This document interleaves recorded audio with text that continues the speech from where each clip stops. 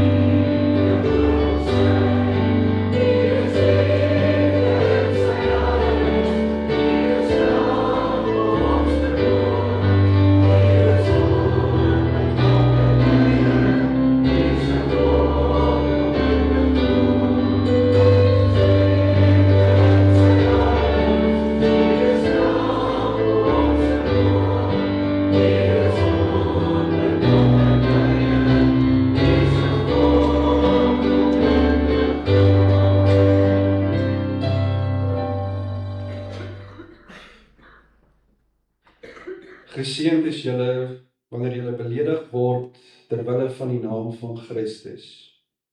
Dis 'n bewys dat die Gees aan wie die heerlikheid behoort, die Gees van God, op julle bly. Geliefdes, genade en vrede vir julle in oorvloed van God ons Vader, van Jesus Christus die Here, deur die kragvolle werking van die Heilige Gees. Amen.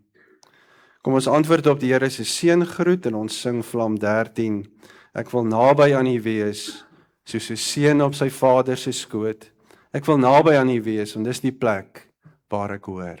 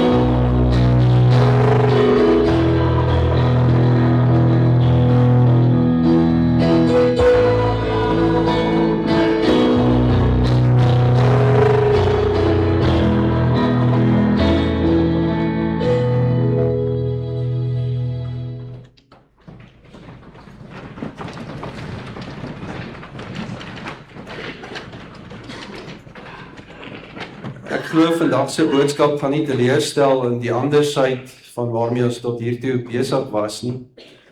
Egte, ware geloof word getoets. Ons het daarna gaan kyk in die tweede plek dat ek is nie normaal nie, ek is anders want ek is net in Christus Jesus. Ek is in hierdie wêreld, maar nie van hierdie wêreld nie. En het ek 'n verskil om te maak en lig te bring. Toe het ons gaan kyk daarna, hoe bring ek lig in hierdie donker wêreld, want ek is geroep. Baie spesiaal geroep as kind van die Here om lig in die donker te bring. En vandag kyk ons na 'n tema wat dalk bietjie verder van ons lyf af voel, maar dis vervolging. Wanneer mense kritiek beleef of ongemak beleef of teenstand beleef ter wille van hulle geloof in die Here.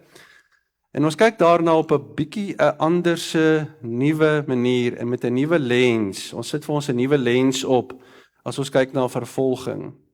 Maar ek moet bieg, toe ek nou vanoggend wonder hoe raak hierdie teks my lewe en ek sien hoe gaan die goed af rondom my. Eers was dit die krag wat af is nou 20:09. En dan begin die straatgroepie op die WhatsApp sê en die water is ook weg.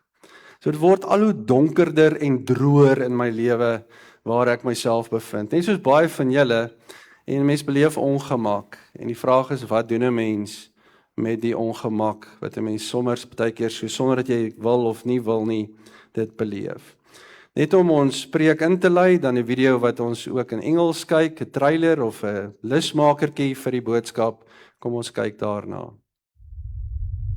If you can hear this message, listen closely. To the exiled, misunderstood, or upside down, this is your message of hope. When problems come, use them. When enemies persecute you, love them. These struggles are a fire, refining you into gold. Look around. You are not forgotten. You are not alone. Challenge what is expected of you. This world is not your home. You are different.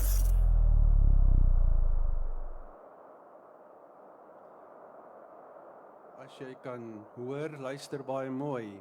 Aan elkeen wat al die gevoel gehad het dat jy nie regtig oral inpas nie, aan elkeen wat al misverstaan is, aan elkeen wat soms voel die wêreld is onderste bo, net voel vir jou of jy die enigste mens is wat weet die wêreld voel onderste bo. Hierdie boodskap is vir jou. Wanneer probleme kom, moenie dit nie mors nie, gebruik dit. Wanneer mense jou teenstaan, moenie hulle terug haat nie, maar wees lief vir hulle. Wanneer die lewe warm raak, onthou vuur verorber of verwoes nie net nie, maar dit suiwer soms. En soms is plek die vuur wat God gebruik om iets dieper, sterker en mooier in jou lewe te kom vorm. Kyk om jou. Jy is nie vergeet nie. Jy is nie alleen nie. Jy is nie geroep om soos almal normaal te wees nie. Jy is in hierdie wêreld wat nie jou finale tuiste is nie. Jy is geroep om anders te wees. Welkom by hierdie boodskap. Ons kyk verder na 1 Petrus, die brief wat Petrus dan geskryf het vir 'n gemeenskap wat baie hoop nodig gehad het. Hulle het nodig gehad om gedurig deur bemoedig te word. En ons is besig met 'n reeks oor, soos julle gehoor het, om anders te wees, om heilig te wees, om afgesonder te wees, om as ware te weet, jy's geroep om jou lewe eenkant te sit vir die Here en in hierdie ou wêreld 'n verskil vir hom te maak met die manier hoe jy leef anders. So ons is anders om 'n enkele rede omdat ons bereid is om die Here Jesus in ons lewens te volg. En vandag praat ons dan oor een van daardie onderwerpe wat niemand noodwendig op hulle top 10 lysie sal sit van lekker dinge om te hoor, of die top 10 dinge wat lekker is om oor te praat nie. Vandag praat ons juis oor vervolging, teenstand, ongemak en absolute kritiek wat soms na ons kant toe kom wanneer ons probeer om die Here Jesus in ons lewens te volg.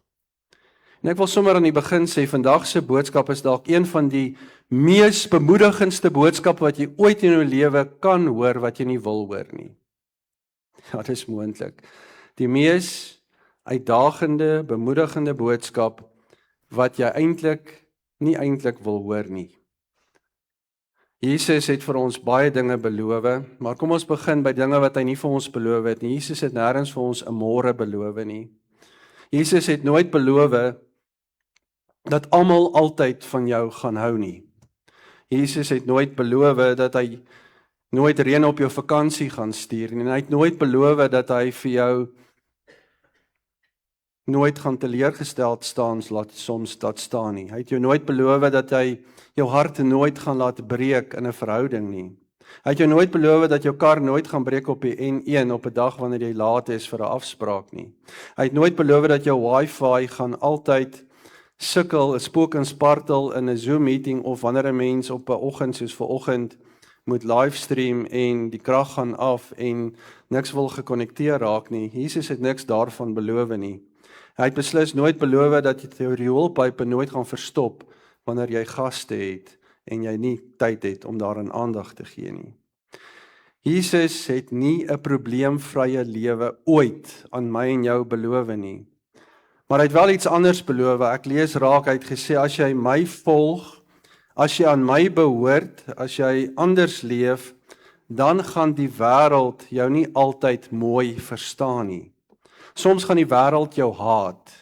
Soms gaan die wêreld jou vervolg. Soms gaan die wêreld jou teenstaan, want sien, gemak is nie die einddoel van jou en my disippelskap waarom ons deur Jesus volg nie. Ons volg nie vir Jesus om aan die einde van die dag te sê ek is nou gemaklik. Ek is op 'n gemaklike plek nie. Jesus sê in Johannes 15 vers 18, as die wêreld julle haat, onthou, hy het my voor julle gehaat.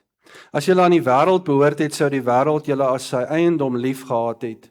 Omdat julle egter nie aan die wêreld behoort nie, maar ek julle uit die wêreld uitgekies het, daarom haat die wêreld julle. As hulle my vervolg het, sal hulle julle ook vervolg, sê Jesus. En vandag kyk ons dan na hierdie ander perspektief, hierdie anderse nuwe lens wat ons gebruik om vervolging bietjie na te kyk. Nie 'n bang perspektief of 'n slagoffer perspektief of 'n arme ek perspektief nie, maar 'n Jesus perspektief waar ons 'n nuwe lens opsit en regtig sommer deur die oë van Jesus kyk na vervolging. En om dit te verstaan moet ons dadelik onthou vir wie skryf Petrus hierdie brief. Petrus skryf vir 'n klompie Christene in die 1ste eeu na Christus. En baie van hulle is sopas tot die Here hulle lewe oorgegee. Hulle is nuwe kinders, nuwe gelowiges van die Here en hulle het nou sopas 'n keuse gemaak vir die Here en nou dadelik hierdie teenstand. Hulle was nie baie gewild nie. Hulle was nie op die top gewildheidsregisters en kompetisies nie. Hulle was nie die mense met mag nie. Hulle was nie die ouens wat aan die belangrike tafels uitgenooi kon gaan sit het nie. Hulle is die verdruktes, dikwels vreemdelinge, dikwels soos pelgrims gevoel, buitestanders, noem hulle maar inkommers in hulle wêreld waarin hulle moes 'n bestaan maak. Waar hulle gevoel het maar ons pas nêrens mooi regtig in hierdie ou wêreldjie in nie. In dieselfde asem het hulle nie tuis gevoel in hierdie wêreld wat hulle verdruk, teengestaan en ongemaklik gelaat het nie. En hulle het swaar gekry. Ons het vir mekaar oor en oor die laaste klompie weke gesê, hulle het baie swaar gekry onder die druk van 'n wrede, bose keiser, bekend as Nero. Nero wat nie net moeilik of emosioneel onvolwasse was nie, maar seker die booste mens van sy tyd was. Geskiedenis vertel hoe hy sy eie ma uit laat haal het, doodgemaak het. Hy het sommer self doodgemaak toe sy hom 'n bietjie kompetisie gee. So maak hy sy eerste vrou dood en die geskiedenis wil hê dat hy sy tweede vrou ook vermoor het. Want as jy in my pad kom, dan elimineer ek jou, ek haal jou uit. Vol magsbehep, wreed en gevaarlik. En toe brand Rome en volgens oorlewering het Nero self gesorg dat Rome begin brand het, want hy is heeltyd besig gewees om nuwe goed te bou, en as daar iets in sy pad was, brand dit, bou iets niets, dan is dit lekker, dan het hy sy bevrediging gekry. En toe gee hy vir die Christene die skuld, dat hulle Rome aan die brand gesteek het. So 'n klompie mense wat al reeds vervolg was, word nou verder vervolg, en hulle beland verder in die moeilikheid, hulle word bespot, hulle word gemartel, en hulle het hulle geloof met groot risiko gedeel. As jy opstaan vir jou geloof in die Here, het jy die risiko gehad dat jy vervolg sal word as Christen en dat jy die een was wat oorsaak was dat Rome gebrand het. So Petrus skryf nie in teorie nie, hy skryf aan mense in vuur. Vervolging lyk nie oral altyd dieselfde nie.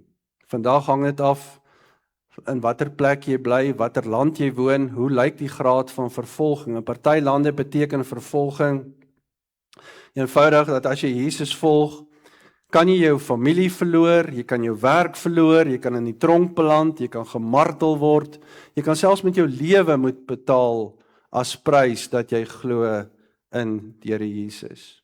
In ander lande lyk vervolging anders. Jy word dalk nie fisies aangeval nie, jy word nie fisies gemartel nie, maar jy word uitgelag omdat jy glo. Jy word gespot omdat jy glo, jy word uitgeskel as oudmodies, onverdraagsaam, jy word ernstig oor jou, as jy ernstig is oor jou geloof, word jy afgemaak as iemand wat nie lekker is nie. Jy word dalk nie doodgemaak vir jou geloof nie, maar jy word uitgesluit, op die periferie van die lewe in die wêreld gestoot. Jy word dalk nie gevra om jou lewe te gee nie, maar jy betaal 'n groot prys, want jy kry nie uitnodigings nie, jy kry nie verhoudings nie, jy kry nie 'n geleentheid of enige gemak nie.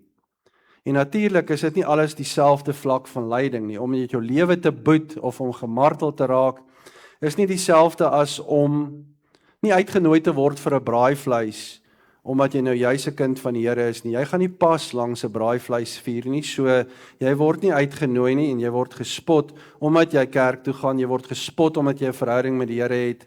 So dis nie op dieselfde vlak nie, maar die beginsel bly, as jy Jesus volg, gaan jy op die een of ander manier teenstand beleef. So waar Jesus die oomblik sigbaar word, kan teenstand volg. Dis 'n waarborg. Ek kan dit vandag vir jou skryf, neerskryf vir jou lewe.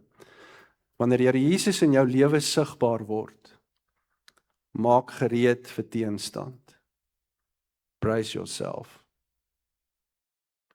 Petrus skryf in 1 Petrus 4 vers 12, hy sê, geliefdes, moenie verbaas wees oor die vuurproef waaraan julle onderwerp word nie. Dit is nie iets vreemds wat met julle gebeur nie. Met ander woorde, moenie skrik as dit warm raak nie. Moenie dink iets is fout net omdat dit moeilik is nie. Moenie dink jy is buite God se wil net omdat daar teenstand is nie. Soms is teenstand juis die teken dat jy nie meer net op die plaasvervangersbank sit nie, jy skielik op die speelveld, jy is in die wedstryd en jy kry die stryd van voor. Kom ons gebruik hier 'n eenvoudige beeld, die van 'n rugbywedstryd. Nou baie van julle is nou meer in sokker en op die oomblik, dis sokker van die môre tot die aand. Kan dit daar 'n bietjie afwissel vandag met die Comrades wat amper klaar is. Maar kom ons kyk na 'n rugbywedstryd. As jy op die plaasvervangerbank sit as 'n moontlike impakspeler later in die wedstryd, jy het jou spantrui aan en jy doen net mooi niks nie, jy kyk net die wedstryd. Is jy op 'n redelike veilige plek. Jou teenstanders worry nie oor jou nie, hulle sien jou nie eers raak nie, hulle weet nie eers jy is by die wedstryd nie, want hulle is meer bekommerd oor elkeen wat reeds op die veld is, wat reeds deelneem aan die wedstryd. Want hoekom sou hulle wees? Jy's tegnies op die span, jy het jou spantrui aan, maar jy's nie 'n bedreiging vir hulle voordat jy op die veld verskyn om die wedstryd aan te vat nie. Daardie oomblik, wanneer jy op die veld draf, jou spantrui aan het en jy kry die bal en jy's die ou wat as 'n voorspeler dryf met die bal, of jy's die losskakel wat die bal stel en aan lê paale toe en jy kan punte aanteken, of jy's die vinnige agterlyn vleuel wat 'n drie kan gaan druk, dan begin die teenstanders jou skielik raak sien. Hulle is die ene oë vir waar jy kan breek of 'n verskil maak en punte maak. Dan gaan hulle jou probeer stop. Daar gaan druk kom, daar gaan kontak wees, daar gaan weerstand wees. So teenstand beteken nie altyd iets is fout nie. Soms beteken dit eenvoudig, jy is in die spel. En dit vat ons na die spel van Christen wees toe, ons geestelike lewe. Jy kan 'n spantrui aan hê wat sê ek is 'n Christen, jy's 'n Christen. Jy dra die naam van Christen, jy sê jy glo. Jy so af en toe, nou en dan dalk by die kerk en jy ken al die moves in die kerk, jy weet wanneer om te sit, wanneer om te staan, jy ken die liedere. Jy weet selfs hoe om ernstig te lyk tydens gebed. Maar jy's nie regtig in die spel nie. Jy bid nie met enige verwagting nie. Jy gebruik nie jou gawes wat die Here mildelik aan jou uitgedeel het nie. Jy gee nie jouself vir God se koninkryk nie. Jy staan nie op vir wat reg is nie. Jy's op die spanlys, maar jy raak eenvoudig nooit een keer aan hierdie geestelike bal wat jy moet speel vir die Here nie. En dan wonder ons, hoekom beleef ek nooit enige geestelike teenstand nie? Hoekom kry ek nooit die wind van voor, omdat ek 'n kind van die Here is, soos ek sê nie? Dalk omdat jy nog nie regtig 'n bedreiging vir die duisternis is nie. Maar die oomblik as jy gaan begin lig bring, die oomblik as jy gaan begin anders wees, gaan jy teenstand kry. Maar daardie oomblik wanneer jy begin leef, asof Jesus werklik die Here van jou lewe is, asof hy jou lewe kom bepaal, asof hy jou nuut maak elke oomblik en elke dag van jou lewe, wanneer jy begin bid, dien, gee, lief hê, vergewe, opstaan vir die waarheid, mense nooi om na die Here toe te kom, jou gawes gebruik en jou lewe beskikbaar stel, dan moet jy nie verbaas wees as daar weerstand kom nie, want jy's in die wedstryd.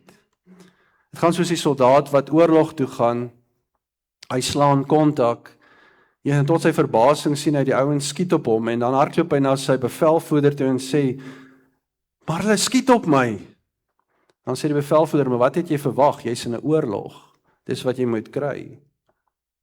Christendom is toe nie 'n speelgrond of 'n speelveld nie.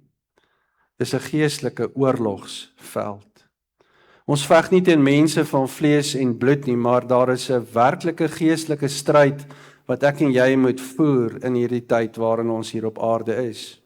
En wanneer jy betrokke raak, wanneer jy op die voorste linies begin leef, anders, heilig, afgesonder vir die Here, sal daar teenstand wees.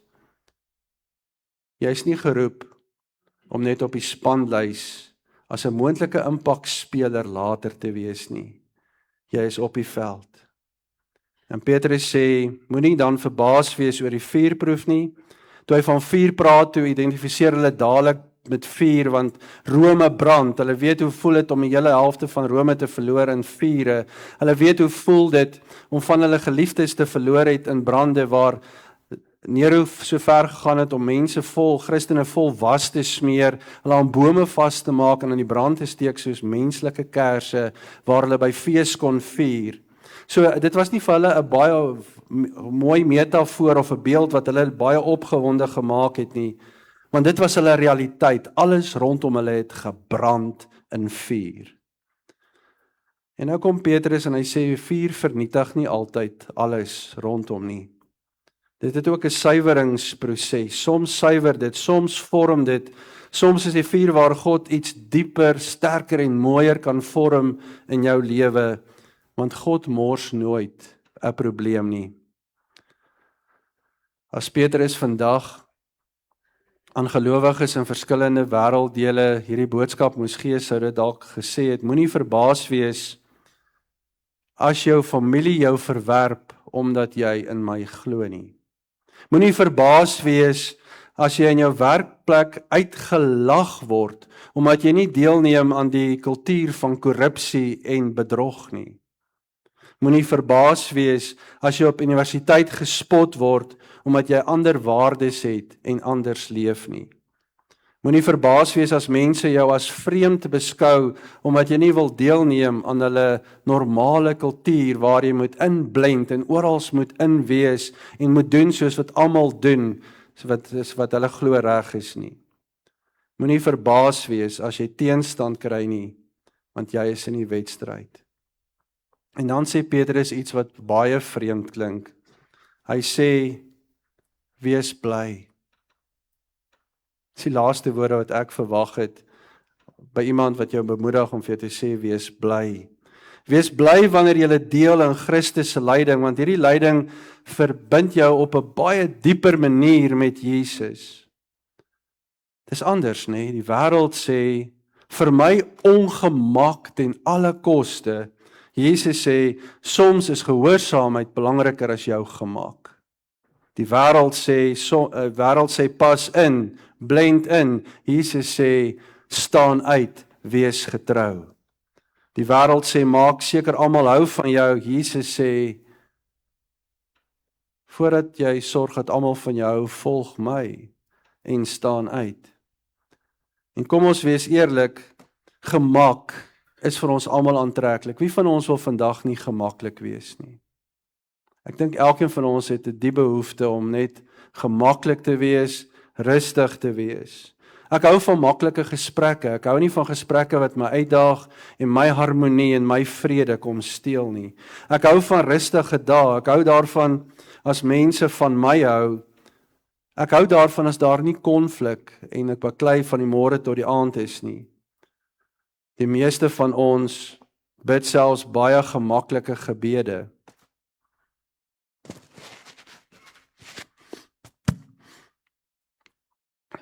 Ongemaklike gebede is gebede waar jy bid, Here, laat U wil geskied. Laat U koninkryk kom. Gemaklike gebede is, Here, seën my. Maak hierdie pad vir my gelyk. Laat alles net goed gaan met my, Here. Laat niks sleg gebeur nie. Gee my 'n mooi geseënde dag en laat die kos tog nie enige kalorieë bevat nie. Dis gemaklike gebede. Ons wil hê God moet alles gemaklik hou. Die vraag is nie, hou almal van my altyd nie, maar die vraag is, volg ek Jesus? So as gemak ons grootste doel in hierdie lewe word, begin ons teenstand vermy. Die oomblik as ek teenstand vermy, begin my geloof slap en doelloos, betekenisloos raak. Ons staan nie meer vir iets nie en ons val vir alles. Want ek wil nie teenstand hê nie, ek wil gemaklik wees. Ons waag nie meer iets nie, ons het nie meer daardie heilige gemoed nie, en dan word ons geloof mettertyd heeltemal leeg, betekenisloos, en ek wil die vraag vra, wat help dit om dan te glo? En dan voel ons ver van God af. Ons wonder hoekom is daar nie meer vuur in ons geestelike lewe nie. Dis as waarof ou 'n keuse maak vir 'n sirkel in jou lewe. Daar's 2 sirkels wat ek graag met julle wil deel. Die een is die gemaksirkel en die ander die vrymoedigheidssirkel. Wanneer jy kies vir 'n gemaksirkel, soek jy gemak en daarom vermy jy teenstand. En omdat jy teenstand vermy, word jou geloof swakker en omdat jou geloof swakker word, voel jou lewe leer en omdat jou lewe leeg voel, soek jy nog meer gemak om die leemte te vul. Dis meer van alles, meer views, meer tyd op die internet, meer vermaak, meer goed, meer goedkeuring, meer geld, meer veiligheid, maar hierdie goed vul nie my siel nie, en ek soek net nog meer om hierdie leegte te vul, en hierdie gemaksirkel laat my heeltemal aan die einde van die dag betekenisloos staan. En dan kom die uitnodiging vir ons wat anders wil leef, 'n ander manier van leef. Jy moet anders wees, jy moet onthou, hierdie wêreld is nie jou tuiste nie. Hierdie is nie jou tuiste nie. Jy's 'n burger van die hemel, jy's net hier losgelaat op pad hemel toe, en ek het die voorreg om voor te berei op die grootste oomblik in ons lewe, waar ons deel is van 'n groter koninkryk, die koninkryk van God. 'n Koning wat ander se waardes aan ons stel, hy wat vir jou sê, hier is jy 'n vreemdeling, 'n pelgrim op pad deur na 'n beter lewe toe, jy dien 'n koning wie se waardes heeltemal anders is, want hierdie koning sê, wees lief vir jou vyande, hy sê, seën die wat jou vervloek, bid vir die wat jou vervolg, draai die ander wang, as iemand jou slaan. Gee meer as wat gevra word van jou, vergewe, dien, laat jou lig in die donker skyn, moenie kwaad met kwaad vergeld nie, dit is om radikaal anders te wees. So wanneer jy so leef, dan begin jy op die vrymoedigheidssirkel 'n baan vind, jy leef anders, jy leef met 'n stuk vrymoedigheid vir Christus. En omdat jy met vrymoedigheid vir Christus leef, kom daar teenstand, en wanneer daar teenstand opstaan teen jou, word jou geloof dieper, en wanneer jou geloof dieper word, kom jy nader aan Christus, en wanneer jy nader aan Christus kom, kry jy nog meer vrymoedigheid in die Here Jesus om vir hom die lig te laat skyn, om anders te wees. So vra jouself, watter sirkel beskryf vandag jou lewe, die gemaksirkel of die vrymoedigheidssirkel? Waar sien jy jou lewe vandag? Is jy besig om gemak na te jaag? Of lewe jy in vrymoedigheid teen Christus en probeer jy om ook nader aan die Here te kom? Leef jy vrymoedig genoeg dat jou geloof jou net soms iets kos? 1 Petrus 4:19 sê Petrus, daarom moet die wat ly omdat God dit wil, hulle lewe toevertrou aan die getroue Skepper en aanhou goed doen. Hoor wat sê hy, daarom moet die wat ly omdat God dit wil, hulle lewe toevertrou aan die getroue Skepper en aanhou goed doen. Dis 'n beginsel wat jy kan toepas in elke area en faset van jou lewe. Doen wat reg is en vertrou God met die uitkoms van dit wat jy aan hom toevertrou het. Doen wat reg is in jou familie en vertrou God met die uitkoms. Doen wat reg is met jou geld en vertrou God met die uitkoms. Doen wat reg is met jou werk en in jou werk, selfs wanneer dit jou iets gaan kos. Doen wat reg is in jou verhoudings, selfs wanneer die gesprek moeilik is. Doen wat reg is wanneer jy onderdruk is. Doen wat reg is wanneer niemand kyk nie. Doen wat reg is wanneer almal kyk. Doen wat reg is en vertrou God met die resultate en met die uitkoms. Ons sny nie hoeke nie, ons vat nie kortpad nie, ons manipuleer nie mense om die uitkoms te kry wat ons wil hê nie. Ons doen wat reg is en ons vertrou God vir die uitkoms. Ek dink elkeen van ons het al by 'n plek gestaan waar jy bewuslike keuse moes maak in hierdie lewe. Daar was die groepsdruk, dat as jy dit so kies, dan sal die groep jou aanvaar, of as jy heeltemal gaan uitstaan en vir die Here gaan opstaan, doen wat reg is wat die Here van jou vra en dit vir hom gee, en hom vertrou vir die resultate, dat jy voor jou heilige siel geweet het, as jy vir die Here kies, gaan jy nie die span haal nie, gaan jy dit nie maak nie, gaan hulle jou eenvoudig nie raak sien nie. Soms wil jy dit oorweeg strategies, dalk maak ek maar of ek in die groep die antwoord gee, en dan sal ek later strategies nou sê ek glo in die Here, en dan sal ek 'n verskil probeer maak, dan het ek klaar geïnfiltreer. En tog dink dit vir my die uitdaging is hier om die regte ding te doen, God te vertrou, op te staan vir die Here, al sou dit vir jou ongewild maak. As jy soos die wêreld leef, gaan die wêreld jou maklik lief hê en gaan jy deel van die wêreld wees.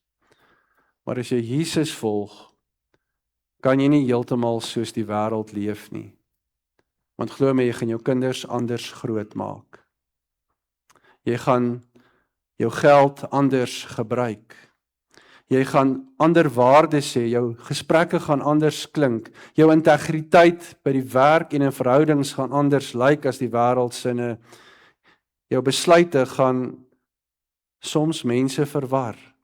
En ja, soms gaan mense nie daarvan hou nie. Kom ons vra dit vir mekaar, is dit maklik om anders te wees? Nee, dit is nie. Is dit lekker? Nie altyd nie. Maar daar gebeur iets wanneer jy getrou bly aan die Here. Daar gebeur iets hier binne. Jy word nuut in Christus. Daar kom 'n dieper vrymoedigheid wat jy saam met die Here op die pad wil stap. Jou wortels groei dieper. Jou geloof word sterker. Jy besef, ek leef nie vir applaus van die mense van die wêreld nie, maar ek leef vir applaus van een. Ek lewe vir God, voor God. Vervolging.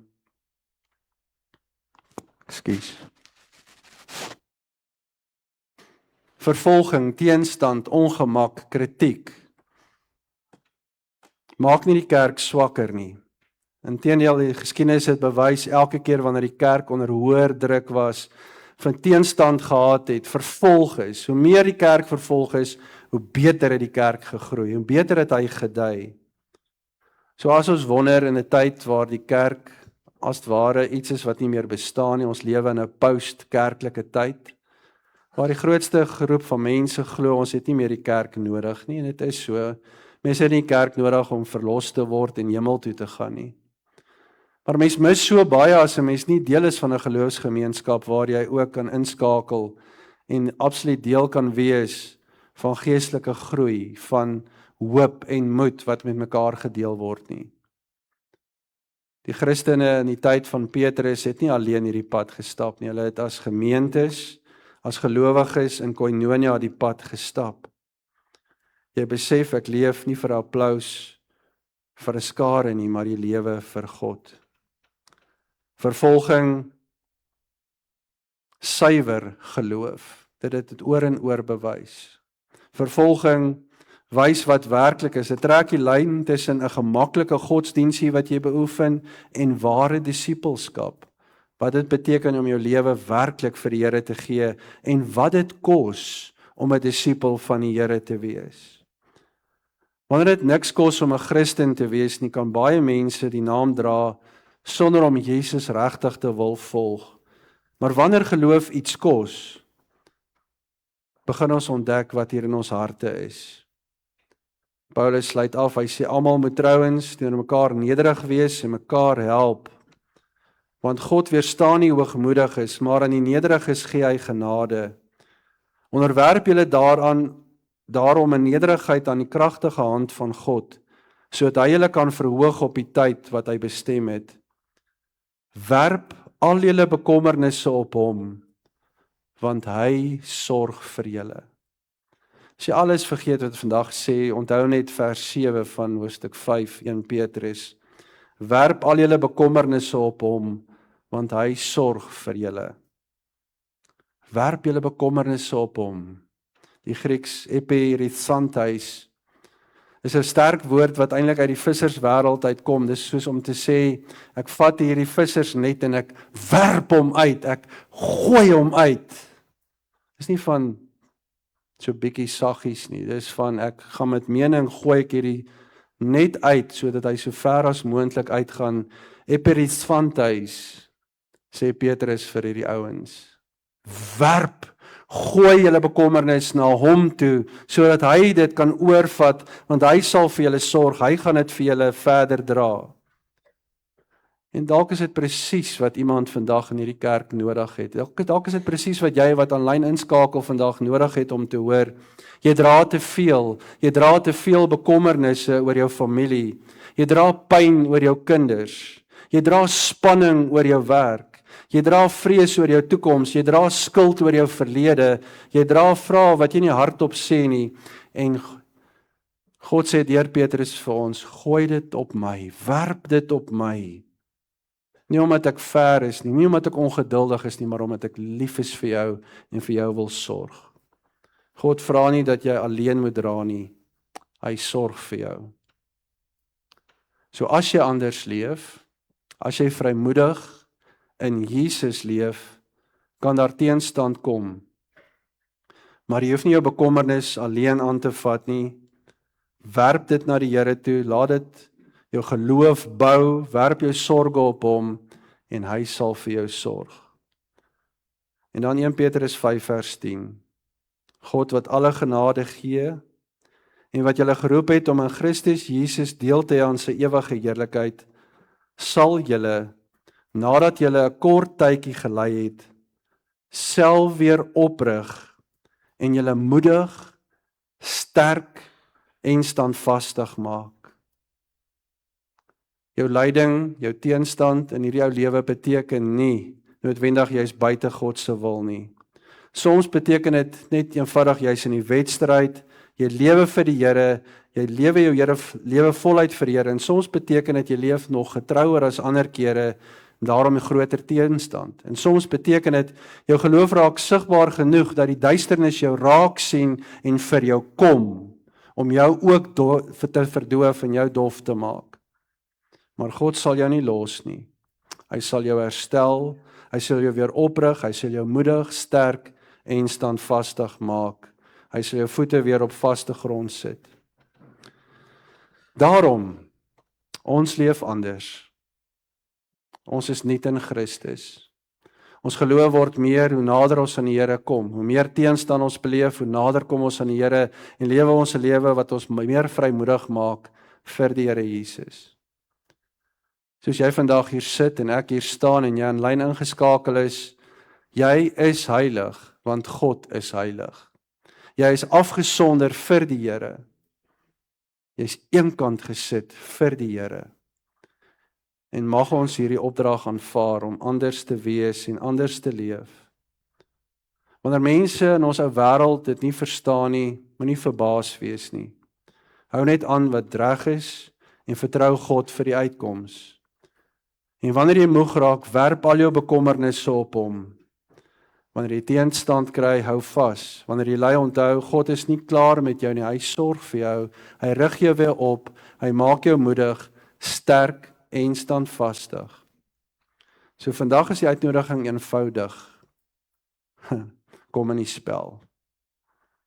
Staan op van die gemaklike plaasvervangingsbankie af. En kom in die spel vir die Here.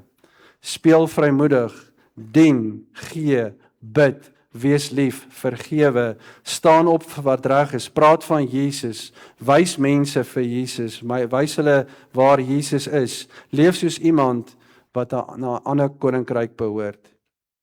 En wanneer dit jou iets kos, moenie terugdeins nie. Doen wat reg is en vertrou God met die uitkoms. Vertrou God met die resultaat. Amen. Kom ons bid saam.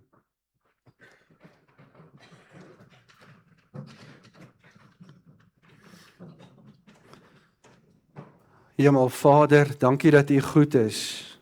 Dankie dat U God is. Dankie dat U ons nie roep tot 'n maklike lewe nie, maar tot 'n betekenisvolle lewe. Vergewe ons waar ons te gemaklik geraak het. Vergewe ons waar ons eerder wou inpas as om getrou te wees en uit te staan. Vergewe ons waar ons stil gebly het toe ons moes praat en gepraat het toe ons moes lief hê. Here, gee ons moed. Gee ons 'n heilige stuk vrymoedigheid. Help ons om nie net die naam van Jesus te dra nie, maar om Jesus te volg, selfs waar dit ons kos. Help ons nie op die bank te bly sit nie, maar in die spel te wees. Help ons om te doen wat reg is en nie te vertrou met die uitkoms.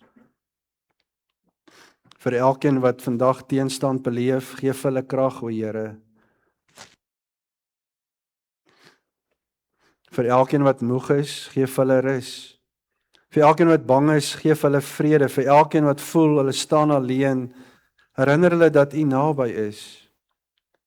En Here, vir elkeen wat vandag besef, ek het dalk net tot hiertoe van Jesus geweet, maar ek het hom nog nie regtig gevolg nie. Trek hulle elkeen nader. Laat hulle vandag sê, Jesus, vandag wil ek my lewe opnuut vir U gee. My lewe behoort nie aan myself nie, red my, verander my, vergewe my, maak my nuut, maak my anders, maak my heilig, vul my met U Gees, sodat ek U kan volg vir die res van my lewe. Dankie vir nuwe lewe, dankie vir genade, dankie dat U ons roep om anders te wees. In Jesus se naam bid ons dit. Amen. Ons slotlied is Psalm 42, strofes 1, 2, 3 en 5, die weergawe van Lina Spies, en kyk hoe sing hierdie woorde ook van teenstand, lyding en vervolging. Kom ons sing dit tot eer van die Here.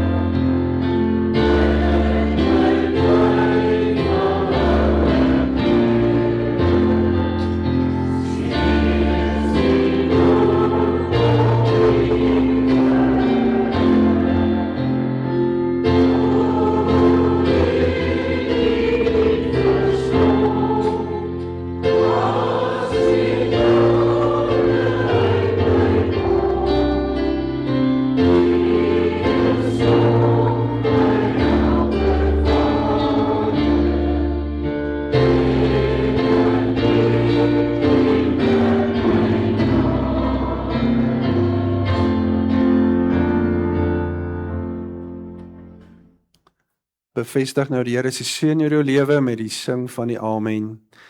Die Here sal julle seën en julle beskerm. Die Here sal tot julle redding verskyn en julle genadig wees. Die Here sal julle gebede verhoor en aan julle vrede gee.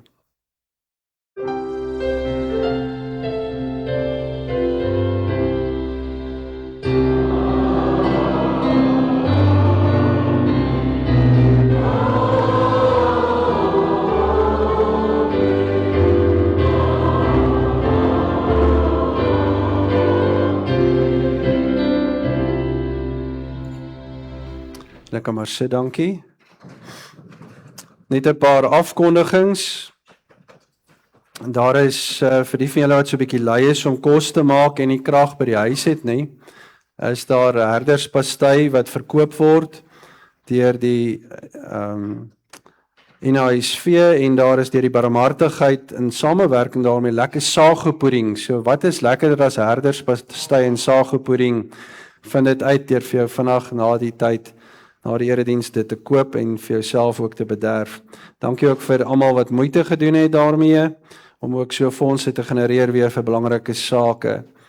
Ons het nie jou geloofsgroei vanaand of vanoggend nie, want dit is lang naweek, ons het hierdie lang naweek nie sien kom nie, as jy nie kinders op skool het nie, dan mis 'n mens die goed. En so ons het dit nie gesien kom nie, so maandag refleks staan ook môre aand oor, omdat dit lang naweek is, Bybelskool, Bybelstudie, deur winter ons nou, ons hiberneer bietjie soos 'n klomp krokodille, en ons sal so einde Julie, wanneer die skool weer begin het, sal ons dan weer wegval met 'n splinternuwe Bybelskool en Bybelstudie, nadat ons Joshua ook nou onlangs afgehandel het.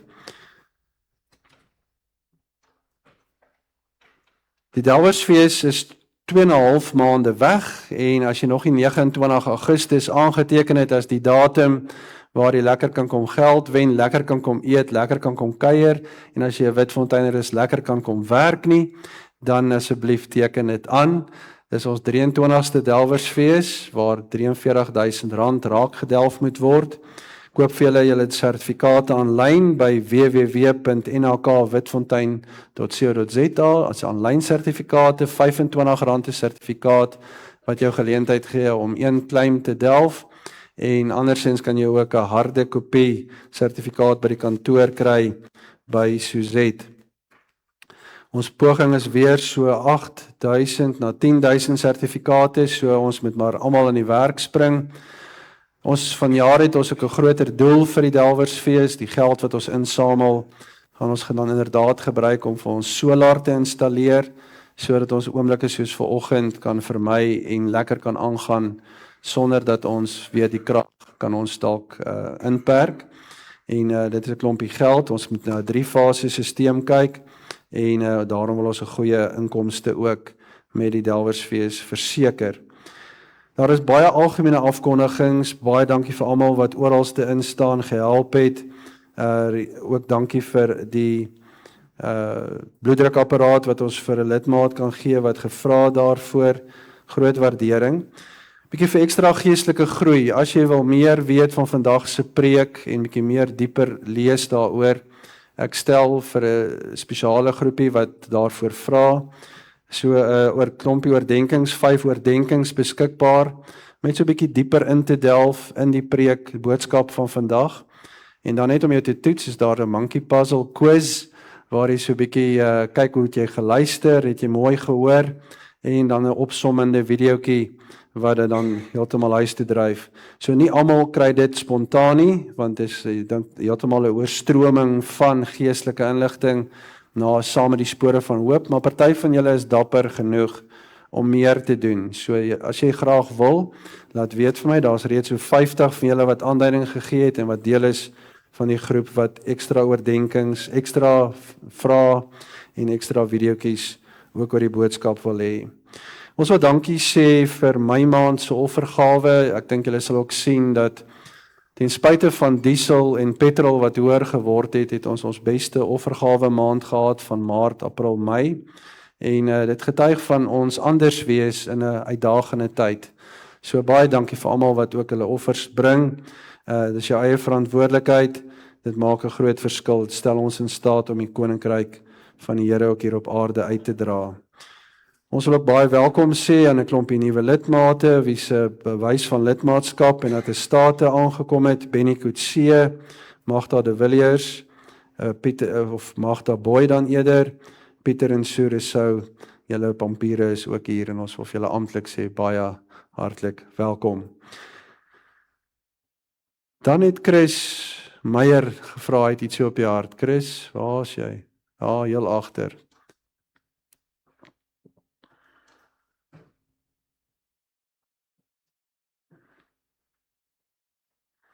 Chris is nie net koster nie, hy kan praat ook.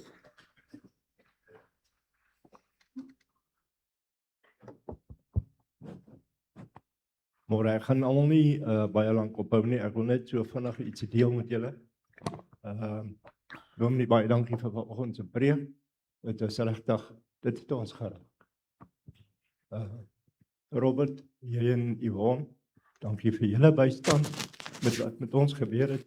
Hulle het ingebreek by ons en hulle het my seun met 'n geweer aangehou. So hy het face to face na hulle toe gekom en hulle het gedreig hulle gaan hom skiet. So met die genade van die Here wil ons net sê baie dankie.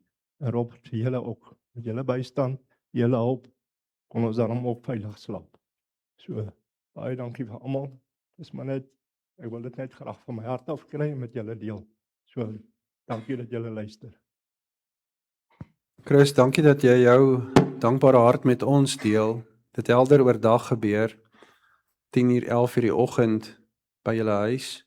En ons is dankbaar dat Emiel veilig is saam met julle en ja, vir die hulp wat aangebied is deur die gemeente, die koinonia wat 'n werklikheid geword het. Ons dank die Here vir die resultate en die uitkoms. Hy was in beheer. Baie dankie. Broers en susters, daar's heerlike koffie en tee beskikbaar. Kom ons kuier verder in die saal, die koue weg. Baie dankie.